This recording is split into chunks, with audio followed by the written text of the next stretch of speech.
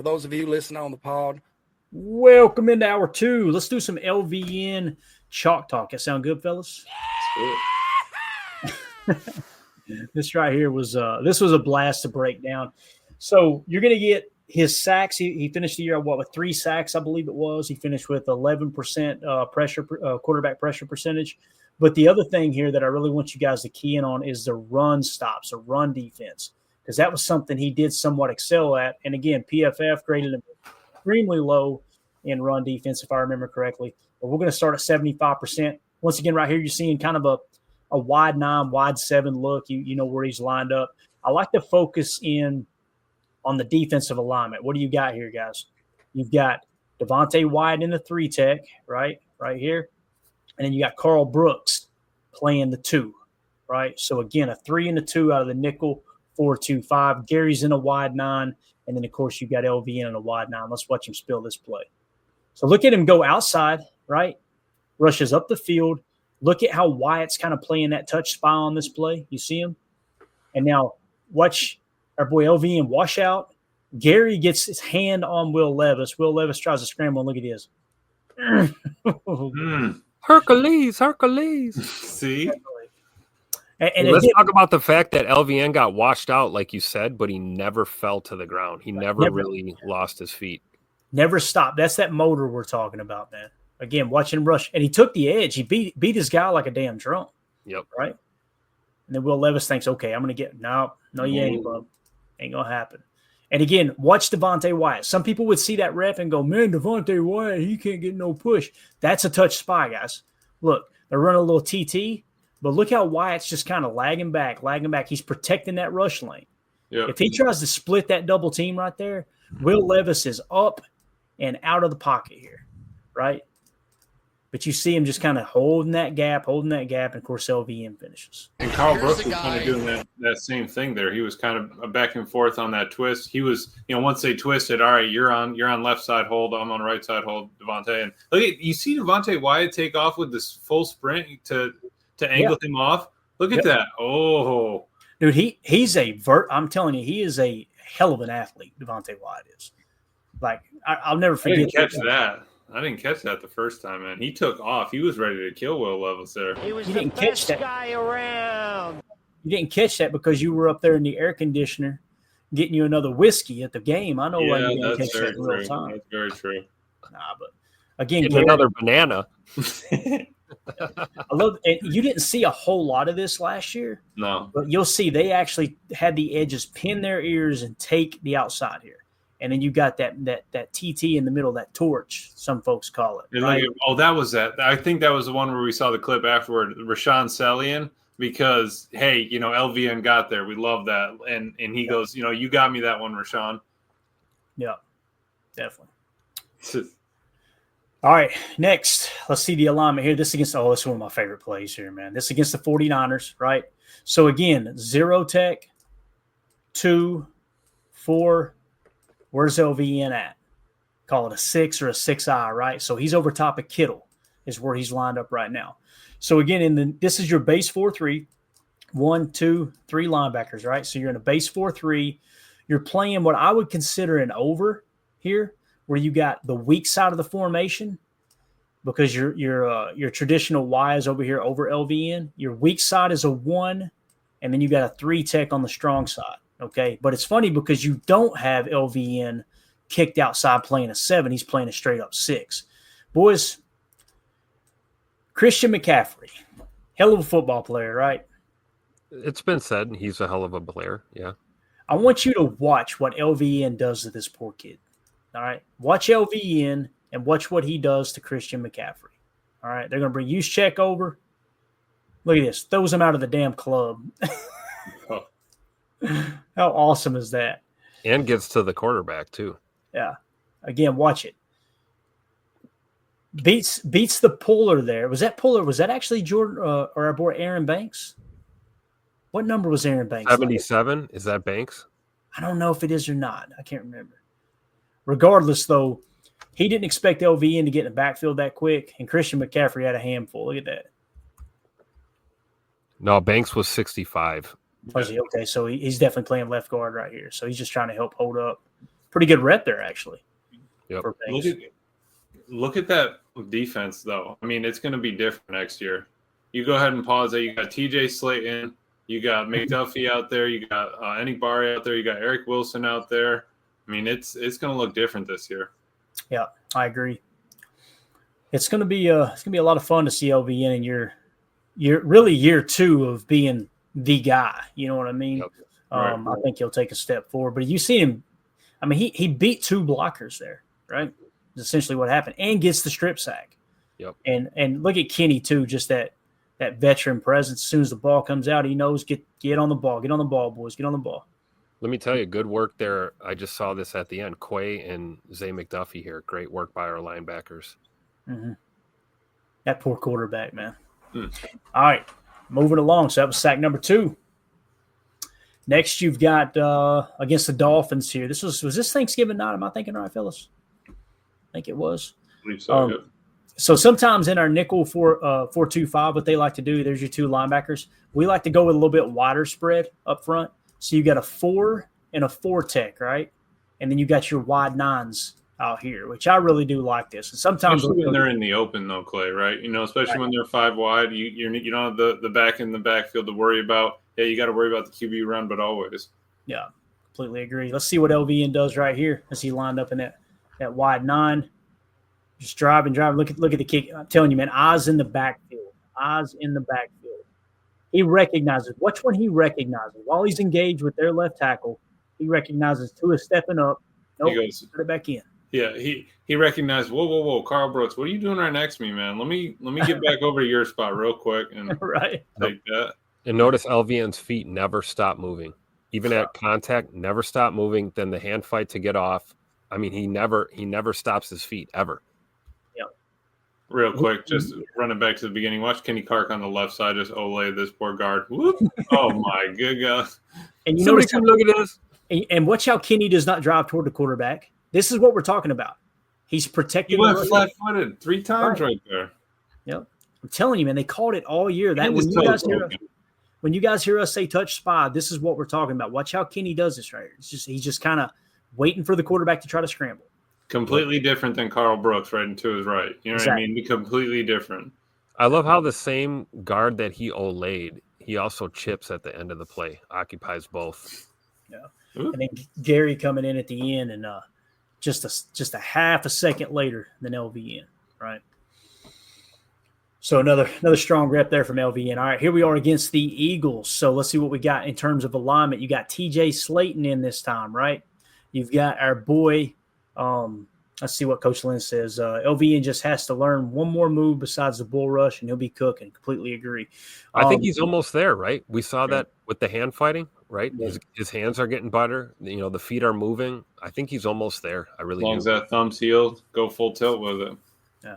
So we got Xavier McKinney playing a little spur, right? And you'll notice you've got T.J. Slayton, I believe that is, right? 93. Yep. You got him playing the 1. You got Carl playing the 3 tech this time. Okay. And it's important to mention because it seems like when you talk defensive tackle rotation, there's multiple levels to that, right? Like the main rotation last year was Kenny in the 1 tech, and we're talking nickel 4-2-5. Kenny in the 1 tech, and then we would put Devontae Wyatt in the 3. And again, that can bleed over to a 2-eye and to a 4-eye type look, right? But Kenny Clark 1, Devontae Wyatt 3. And then when Kenny came off the field and Devontae Wyatt was on the field, they would put Carl Brooks in the 1. They would put keep Devontae Wyatt in the 3, right? And then when both of those guys are off the field, they would put T.J. Slayton as basically the 3rd string 1 tech in our nickel 4-2-5, which I'm just going to be honest, I disagreed with because I thought T.J. Slayton was way better at rushing the passer than he got credit for. I want to say he finished with an 8% pressure rate, which is pretty damn decent for a traditional nose tackle style player. But then you kick Carl over to the 3 when you got T.J. Slayton in at the 1, right? So I just want to point that out. And on this particular rep, we're focused on LVN.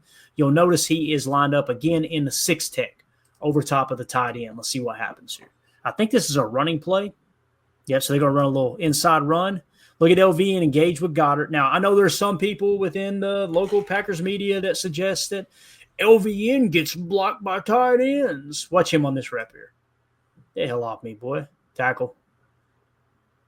I mean, just holding the point of attack against that tight end, you could tell it's not what people are saying that he's just being stood up and blocked by tight ends. What are you supposed to do on the end on a run play? You're supposed to contain them. You better turn that thing back inside or else we're going to have a problem. Yep. Block, hold at the end, fighting through a hold as well. Yeah. So, again, pretty strong run rep there. All right, moving along now. Isaiah McDuffie plays a run pretty damn good, too, by the way. He's pretty aggressive. Yes, sir. All right, next play. This is against the Indianapolis Colts. What kind of alignment do we have here? So now we've got – it looks like this is an interesting look. They got Kenny playing the 2. They got Wyatt playing the 3. So you see what we're saying there with the, Kenny closer to the nose than Wyatt. I believe this looks like Preston Smith maybe. Yep. It's gonna be he looks so awkward going down in a 3-point stance. I know it. I bet he felt awkward too. That's why he said, well, y'all trade me already. Yeah. So he playing the 4 right here, and then you got LVN in the wide 9, right? You've got our boy McDuffie on the line of scrimmage playing or showing a wide 9, whether he brings it or not, who knows? But let's watch how the play develops here. So again, even though it's a 4-3 defense, or in this case a nickel 4-2-5, it almost acts like a 3-4 jam that we ran under Joe Barry, right? You got someone who's close to a 0. You've got 3 other down linemen. There's 5 on the line of scrimmage is essentially what it comes down to, not counting the safety. But again, key in right here on LVN on this run rep. Look at our boy get back there. That's that athleticism, man. And speed. A little bit of wheels there, too. That's that 4.6 40 in his underwear at the combine, Tim. Yes, sir. You get that. You can't be running power like that if you got that sort of speed on the edge, and you're not going to be really leaning into that read option. I mean, at that point, pull it. I mean, you got to pull it. If that dude's crashing that hard, LVN did, you got to yank that. But it's set up as a power, it's over. Yeah, yep. He should have stole that pulling offensive lineman's towel. That would have been hilarious. Yep. Steal his towel from behind and then just tackle the running back. But yeah, hell of a rep there by LVN. You see what I'm saying with LVN? Like you look at the PFF grades, you go, oh, he's horrible. And then we turn around, you go to the NFL Pro, and you find he had a higher pressure percentage than TJ Watt, right? 11.8. So his pressure percentage went from 8-something into the 11s, right? Up to 11%. And you're seeing these run D reps where his presence being felt. The problem is he's not on the field enough. Yep. That's it. They got That's going to end this year, though, right? It's got to, Tim. It's got to get up there with Gary at 50%. Yep. Yep. Unless Brenton Cox Jr. takes another step and they're going, man, there's no way we can keep this dude off the field. I don't think it'll get to that point. But all right, so on this rep, Carl Brooks, once again, pterodactyl, 1 tech, right? And then you've got Devontae White. I think that's Kobe Wooden in it. The 96 yes. Might be Kobe Wooden, but he's in the 3 tech. Okay, some would say a 4-eye. I could see that too, but we're splitting hairs at this point. They got Gary over here playing a 6 essentially, and then of course we got our boy LVM. Will probably be a 7 tech. Let's watch the play here. It's going to be a running play to Kyron Williams. Pretty damn good running back, right? Now look at LVN taking on the block, right? Block, shed, make the tackle. Looks a lot like that Philly rep, doesn't it? Yep. Again with the hands, too. Mm-hmm. Hands and feet keep moving the whole rep. I'm trying to think. Was his thumb wasn't broke at this point, was it? Doesn't look like it. I don't see that black cast on it. Yeah. Looks like he's got a wrist wrap. That's about it. Yeah. Love the swim move there, too, right? Just swim over the top, make the tackle. All right. That's good work. All right, let's move along to the next play. We've got looks like a nickel 4-2-5 here. We got Enigbore, wide 9 right from the offense's perspective for everybody on the pod there. We have got our boy, once again, Carl Brooks playing the 1 tech, Kobe Wooden playing the 3 tech, LVN now playing the 6. All right, let's key in on LVN. Again, this should be another running play to Kyron Williams. We'll toss play. LVN at the point of attack. This is what we noticed earlier. Look at the eyes in the backfield, right? Extend, get your hands free. Swim off. Get him.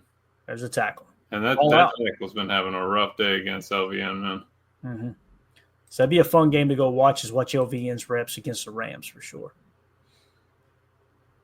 He's got such length too. He's got that wingspan enough. He punches him. He jammed that lineman back. I mean, the dude lost 1.5 yards right there.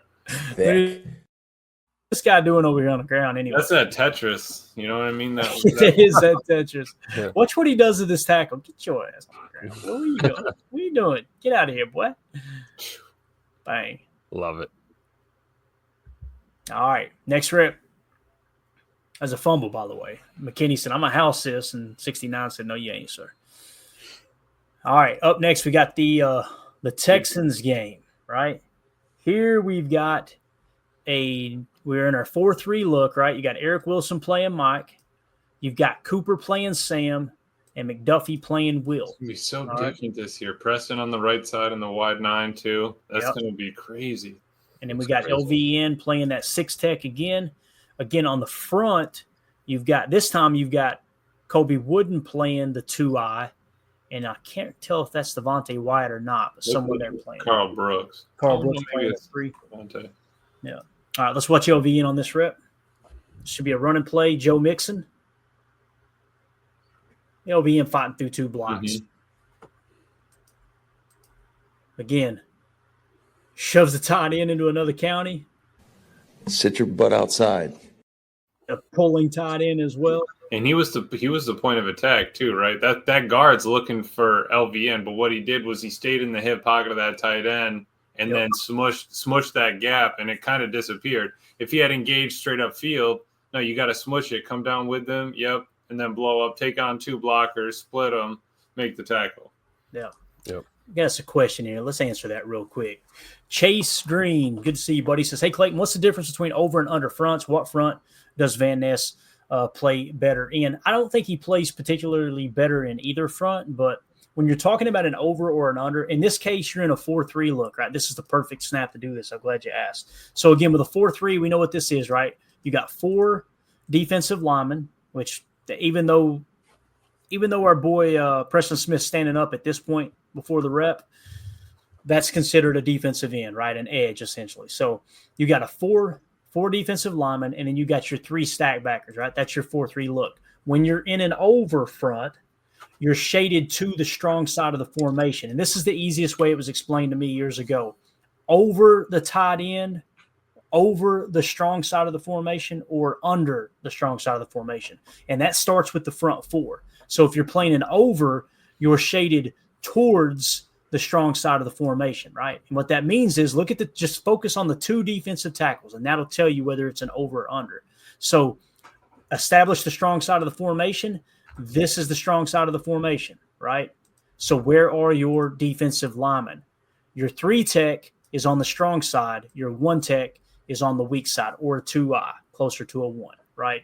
So you're playing over the strong side of the formation. Right. If it was the opposite, and this guy right here was playing a 1 tech, and this guy here was playing the 3, that would be called a 4-3 under.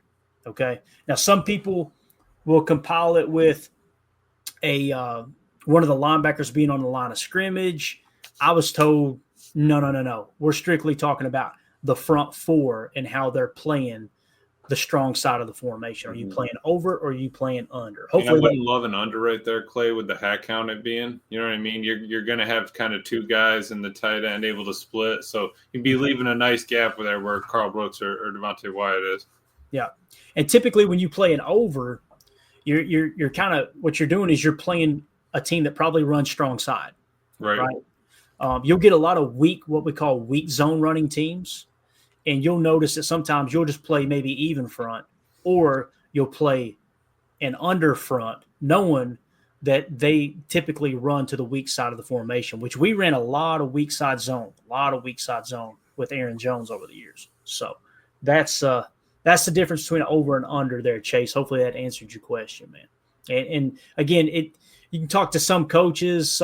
Coach Lynn may look at it totally different.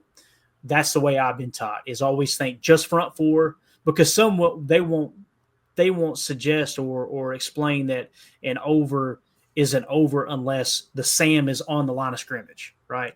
And I've always been taught when one of the linebackers is on the line of scrimmage and you form a 5-man front, as long as the nose tackle is anything inside of 3 tech, we call that a jam front. Okay, so you got 5 on the line of scrimmage, 3 defensive linemen inside the tackles, essentially. So Coach Lynn says you're right on. Thank you, Coach. And again, I'm always going to kind of go back to that, like, hey, some people explain it differently. That's why when you hear terminology, both on offense and defense, coaches coach things up different. Like you can go to Pete Carroll's style of defense is what Jeff Hafley runs, right? And his cover 3 approach.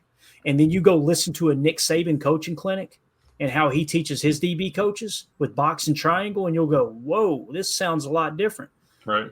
Both of them, quarters and cover 3 looks, but they've just got different teaching principles and different details within their scheme. So anyway, I thought this was a cool play here, though, against Mixon, man, because Mixon's a good running back, you know.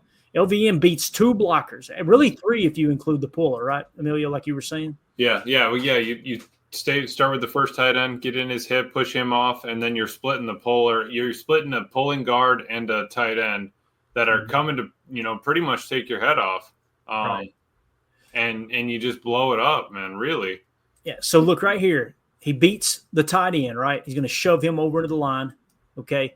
Then 69's supposed to block him and set the edge. He slips under him. He absorbs the contact of the other pulling tight end and then makes the tackle. That's what you call they literally had 3 hats on one. They had a +2 hat count on LVN, and he made the tackle. And they thought they could get him with the flow one way, bring pullers the opposite, right, and catch him off guard. No, sir. No. All right, here we are against the Jacksonville Jaguars. That's Tim's. Duval. I've been waiting for one of these. All right, so in this case, this is what you've seen a lot of last year. Kenny Clark playing the 2-eye to the 1 tech, right? Carl Brooks over here in the 3 tech, or you could call it 4-eye. But again, Kenny playing the nose of the nickel, essentially, right? LVN in that wide 9 off to the left side from the offense's perspective. So they did a little orbit motion, a little chicanery. They're just going to hand this ball off on inside. And now watch LVN's athleticism. Watch the stride length.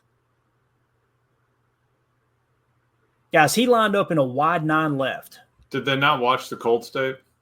Exactly. Because he literally just did that.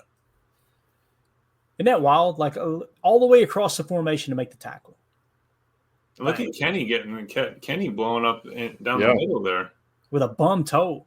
Yeah, seriously. Kenny moving as fast as he can, and then LVN's 10 steps behind him and still gets there first. And on top of that, give a little credit to Enikbari setting the edge, being able to one-arm the dude, extend, give yourself up. You have a free hand, turn him inside. That's a great eye, Emilio. Great eye. For everybody on the pod that can't see this, Enikbari just doing the straight arm, locking the right arm out, look like how Gary does. Yep. And he's got his left arm free, ready to make the tackle and setting the edge. And that's what causes the hesitation. Yeah, that's a beautiful rep. Good eye there, man. And again, LVN just blowing it up. And again, our 2 backers, Eric Wilson, Isaiah McDuffie. Come on now. This year's gonna be different. Yeah. All right, LVN wide 9 here. Engaging with the tackle, fighting back to the inside, making the tackle. Got a rip? Yeah, it was a little rip move, wasn't it? Engage, hold your ground. Yep, rip. Get off me, Sewell. Get ready to go. There you go. All right. Next rep. Let's see where we're lined up. So now we're back in the 6 tech, right? So here's a 4-3 look. Let's see if we can determine if it's over or under here, guys. So where's the strong side of the formation? All right, it's over here. So 1 tech weak, 3 tech strong. That is an over front, right? Over front. Let's watch LVN on this rep. Inside, going to be a little toss play. Takes on the lead blocker. Shakes it. Makes a tackle. With the head count to that side, they're running a power eye left or power eye strong or whatever. And man, that first tight end should have chipped him. Give him a shot at least. Yep. He worked the fullback. Yeah, you got kind of that H back in the backfield. He just, completely puts him on his. How many times have we seen that tonight on this reel here? He gets his hands on him and he can shake him. Yeah. Yep. Just ragdolls him to the side. I think it's slowly becoming evident that they're going to have to send help that way. if LVN continues to develop the way he has. Yeah. And, it's easy to criticize Goody he was the 13th overall pick. I think everybody here would agree to this point, LVN has not lived up to the 13th overall pick. We all agree with that, right? Right. Yeah. So if Goody thought he was going to be, man, this guy's going to be as good as Gary, imagine the extra attention he's going to be warranting, right? To help free up Gary a little bit. You're not seeing Gary in a lot of these reps too. It's almost like they put LVN in when Gary came off the field. It's like they want to keep one of those two guys in. Maybe that's what we've been missing. Think about that for a second. We're talking about the rotation. Maybe it's they always want to have either Gary or LVN on the field at all times. And that's like, there's certain trigger points of the rotation. That might be it right there. I like that. Didn't even think about it. Hopefully we see them both on the field this year. Me, man, I'm telling you. NASCAR package. I want to see them both get 60%. That's what I want. Yep. And Brenton Cox Jr. right behind them with the next most reps for sure. All right. Next look, you got him here, 3-point stance. He's playing what I would consider a 6 to a 7 tech. This time, once again, strong side of the formation. How are we lined up? This time it's an under. You see it? You notice it? So strong side right here. Okay. So on the strong side of the formation is your 2-eye, and the weak side of the formation is your 3-tech. So this is what you would call an under, right? You're playing under the strong side of the formation. That makes sense. So let's watch LVN on this rep here. Left tackle got his eyes on him. See that stripe on the helmet? He's going, boy, got to watch it. Oh, we're going to pull. He faked him out. Look at LVN. All the way across the formation, man. Look at Zane Anderson getting around the corner, too. Yep. Love it. Zane. It just hit me, too, that Jacksonville Jaguars clip that we watched him, where he came all the way across the formation. That was a 4th down, too. Really? Went for it on 4th down. I'm almost positive that was a 4th down snap. I specifically remember that last year. So another clutch play in that game. Yeah, definitely. So there you go, man. There's your LVN Chalk Talk breakdown. What do y'all think, boys? How are we feeling about it? I'm excited for this year because we got the new D-line coach coming in. I think that's going to make a huge difference. Get him a couple different reps, give him different ideas, different moves, and let's go with him and Rashawn. Rashawn being healthy back. Was it 2 years now from his ACL? That's going to be exciting. I think Hafley can get pressure with 4. He's going to do it. If we can have 4 take off, or 4 out of the 6 or whatever, and we can just rotate them, I'm happy with it. Yeah. AFM in the chat asks, I think Gary and LVN are too similar of players. He went on to say, you want speed and power on the edge, yin and yang. I don't see it that way, AFM. The big thing, especially when you're breaking down prospects and stuff leading into the draft, the people that I trust watching tape that are way better at it than me, they're always talking about you've got to be able to rush with power. If you can't rush with power, you will not play in the NFL. You will not be successful. All right. Now, you want to develop moves off of moves and things like that, absolutely. But I see LVN as a much quicker version of Rashawn Gary. And what I see with Rashawn Gary is someone who understands how to rush the passer better than LVN, like a more seasoned. Yeah. I see the similarities in them for sure, but I would much rather have 2 guys that can win with power as opposed to one that wins with power and one that wins with speed. Because you can – Mark Tauscher and Brian Balaga talk about this all the time. They said,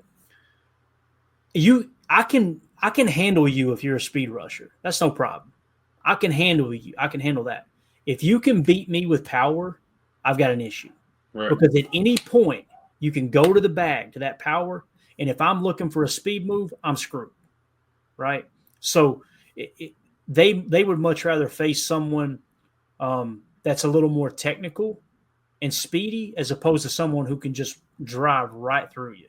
And that's kind of the starting point, I think, of a good pass rusher. So I also think you can create the pocket yourself. You know what I mean? Like you can get your hands on a guy, push him back. You collapse that well. You can, instead of just going around the outside, turning the corner and then him stepping up. If you want to collapse it and close that stop, that step up lane, you have the ability to do that with power. Yeah. Cody in the chat, good to see you, buddy. Says power can always be developed, speed can't. Power cannot be always developed. It can't. Like when you hear Greg Cosell talk about these prospects coming in, there were several of them. He's like, boy, this guy's got 3 and 4 pass rush moves. The problem is he cannot rush with power. He can't.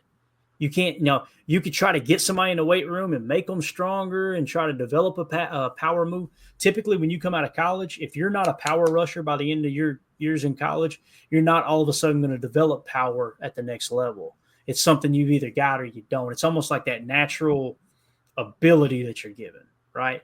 And you can say, well, speed's the same way, Clayton. Not everybody runs a 4.440 like James Pierce Jr.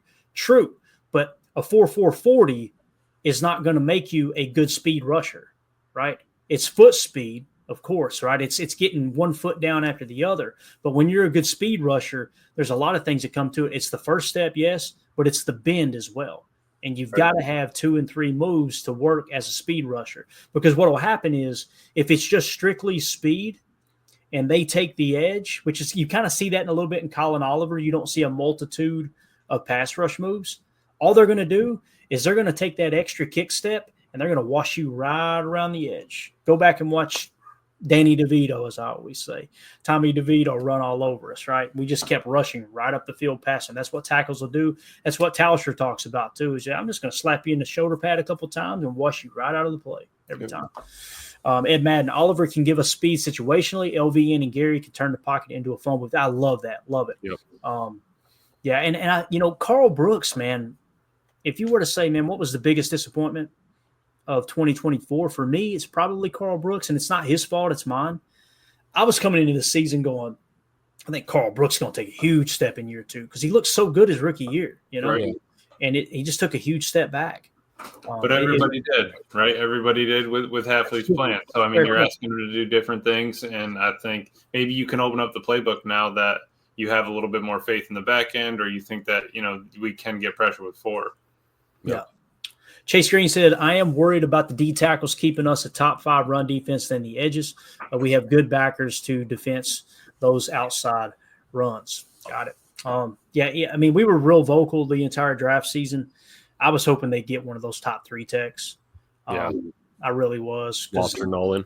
Yeah. Because again, I'm one that you didn't hear us talking about edge a whole lot other than James Pierce Jr. because I thought the value was so great there that if he fell to the Packers, they should take him. Obviously, they've seen it otherwise.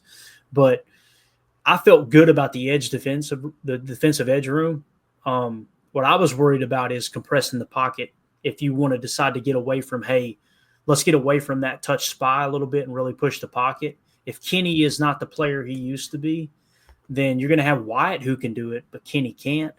But then we find out about the toe, and it could be excuse. It could be. We'll find out, won't we? We're going to find out if Kenny can get back to kind of those 2 or 3 years that he had was really, really good. But, I still don't – more times than not, I'll have an opinion on stuff, and I'll look back 2 or 3 years later and go, damn, I got that wrong bad.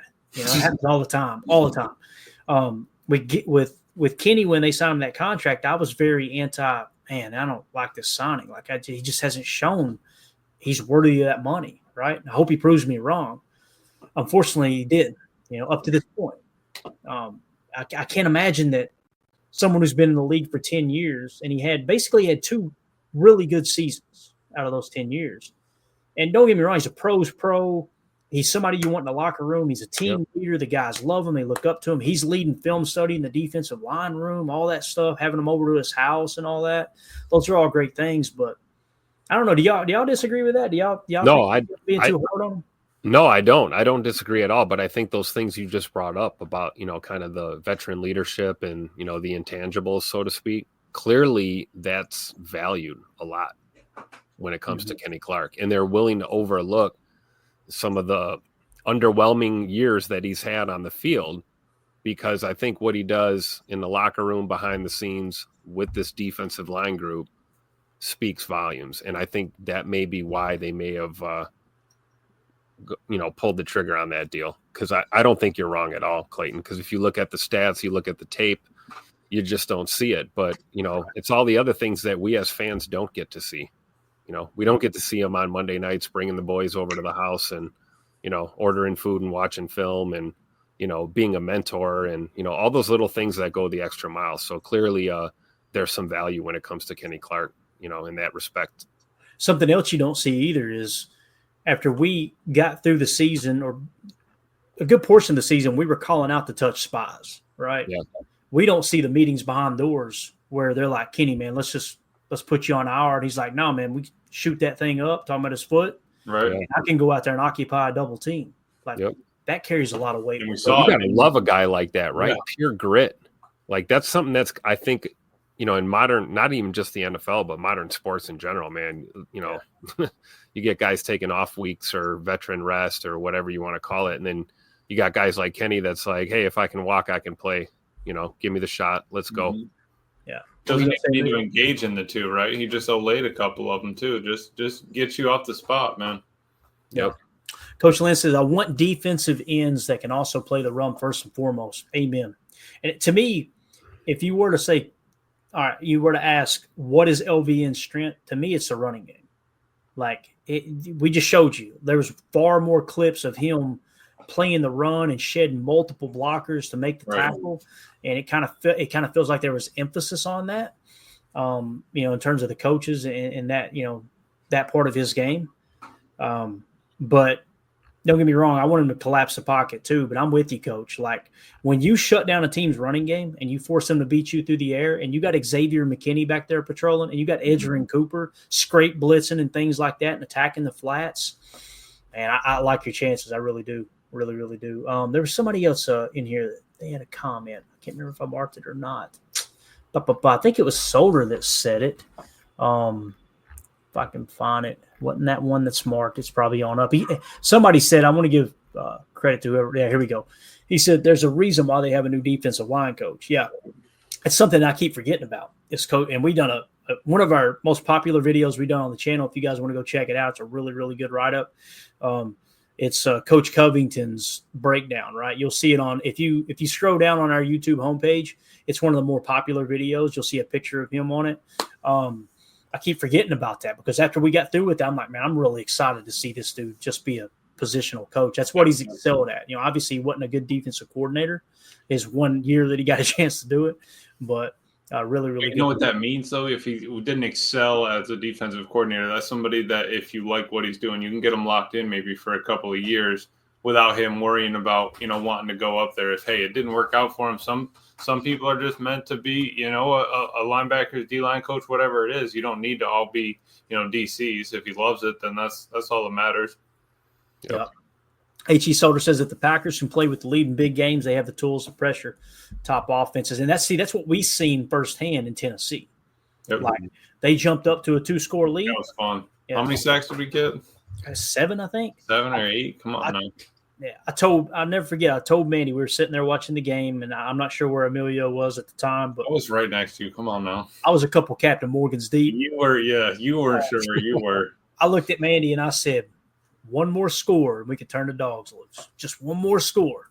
And he ran up the stairs and came back down with 2 Jack and Cokes in his hand. He said, the slushy, the icy, the cherry icy. I'll never forget that, man. Clayton, your boy Clayton don't drink a lot. It's something that I'm very aware of. I'm very addiction runs in my family. It's just we come from a wild bunch. What can I say? So I'm very, very cautious with that. But that day we turned it loose, and I'll tell you, Tim, we got a lot of sauce in the system and didn't go to the restroom one time, but it was hot. It was 92 degrees out there. I smelled like a liquor cabinet. I was going to say, you don't have to go to the restroom when you're sweating it all out all the time, right? Yeah. And I'll tell you this, too. If you guys don't believe me, go find it. Just type in on our channel, Packers Titans, all right? And you should be somewhere around there. It's the day after the game, okay? So you'll see our post-game show, and then the very next episode will be the next morning in the hotel room, us doing the show. Your boy sounded rough. Rough. I hear in the comments, I see in the comments making stink of it, and I'm going, it ain't that bad. And I listen back on the way home. Whoa, that was ugly. Mama would not be proud. So Miss Green called it out right here. Jack and Coke. Now you got to get those green and gold rush drinks. Oh, Right? yeah. Dude, those things. Me and Caven, we just went off. We were like, all right, we're going to the bar. We grabbed 2, 4, some maybe 6. That was a good time. That was Hinterland, right? Yeah, Shout out to Hinterland. Yep. Yeah. I actually just went through those pictures. My phone just got destroyed, right? So I'm trying to airdrop them back over and across. Those pictures came right back up. I was like, dude, that was. I'm glad I saved them because great time. And yeah, those Gold Rush, man, that got us going Sunday. That got me going Sunday. Tim, how underrated is Hinterland as a restaurant, man? That's a good little spot. Extremely underrated, I think. That pizza? Yeah. Dude, pizza was good. The cheese curds are the best. I'm sorry. I love 1919 Kitchen and Tap. I talk about their cheese curds all the time, but they got redheaded cheese curds at Hinterland. I think they put paprika or something in it. Yes. God, my favorite curds over that way are Hinterland and then Stadium View for sure. If you're near Lambeau. But yeah, man, off the chain. I think it's underrated because you go into Hinterland, you get the atmosphere, right? They got the really nice seating areas, you got the fireplaces, good vibes. Perfect. But do not sleep on that Stonefire pizza and please do not. Awesome. Yeah. My favorite thing to do, we'll be going up in December this year. I'm almost positive. Mandy wants to go to the Vikings game in November, but I want to wait till December and go to the Bears game. But what we do is we stay all week up there, and we stay at Lodge Kohler. And one day out of the week, we will set aside 3 hours. We put the bibs on, we're all bundled up, and we go out there. We get us a cup of coffee, and we just sit by the ice skating ring and watch everybody bust their ass the whole time. It is, I'm telling you, it's better than anything on cable television. Mm-hmm. And then when you get cold enough, you go in there, sit next to the fireplace in Hinterland, get you some food, ready to go, man. Yep. United Bates parents and I loved Hinterland. Pizza was great. It's a solid spot. Really, absolutely.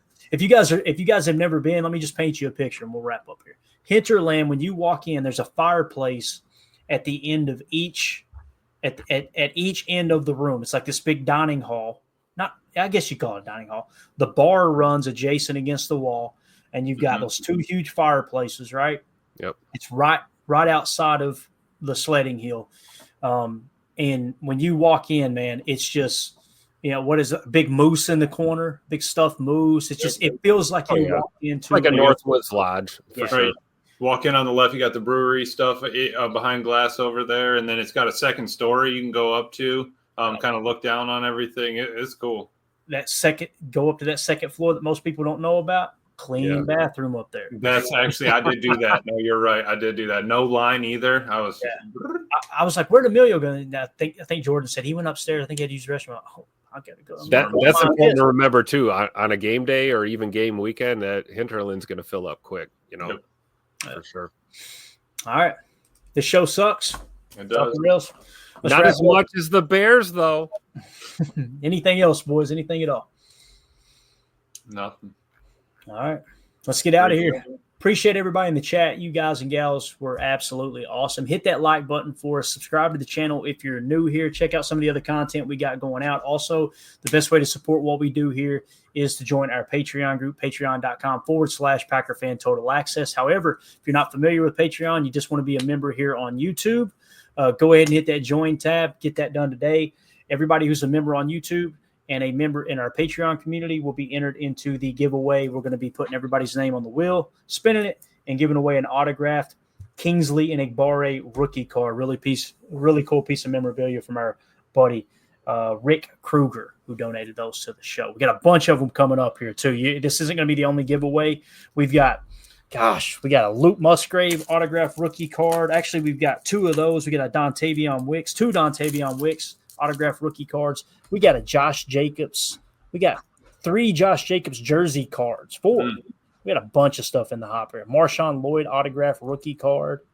A Jordan Morgan autographed rookie card. A couple of those. We got all kinds of good stuff here, man. So, guys, make sure you just join and get yourself entered into those giveaways. So, again, thanks, everybody in the chat. Y'all are awesome, man. It's so fun getting here to talk football with y'all. We will see you tomorrow, 6:30 p.m. Central Time. Unless something changes, I'm going to be going to a baseball game either tomorrow or the next day, but I'll let everybody know. I'm hoping I can do it Saturday, so maybe I can do an earlier live show.